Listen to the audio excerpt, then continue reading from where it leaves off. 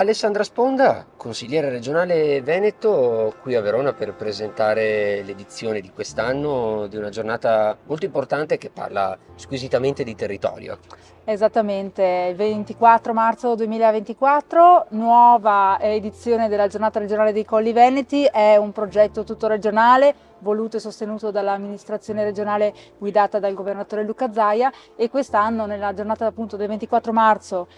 giornata prevista proprio dal calendario regionale, avremo la nuova edizione che quest'anno si terrà nel Veronese, quindi non si poteva che non girare lo spot di oggi con l'arena alle spalle, e si svolgerà nella cittadina, favolosa cittadina di Soave. Soave est veronese, cuore pulsante di un nuovo turismo lento che abbiamo riscoperto post pandemia,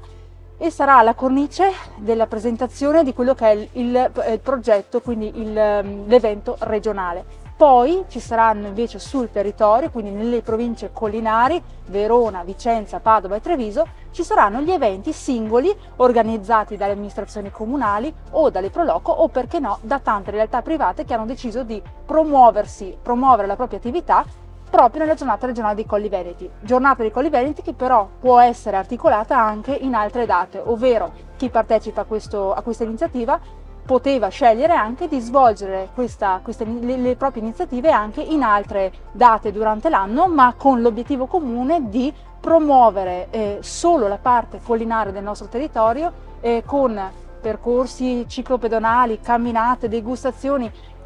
qualsiasi altra forma di iniziativa che possa mettere in risalto le bellezze e le cose buonissime che abbiamo in questa zona del nostro territorio. Mi permetto in primis di ringraziare l'assessore regionale Cristiano Corazzari, che ogni anno crede e sostiene questa iniziativa, e il collega Marco Zecchinato Vicentino, che è primo firmatario, che nella legge del 2021 ha dato via a questa giornata. Ogni anno la Regione Veneto investe in forma economica,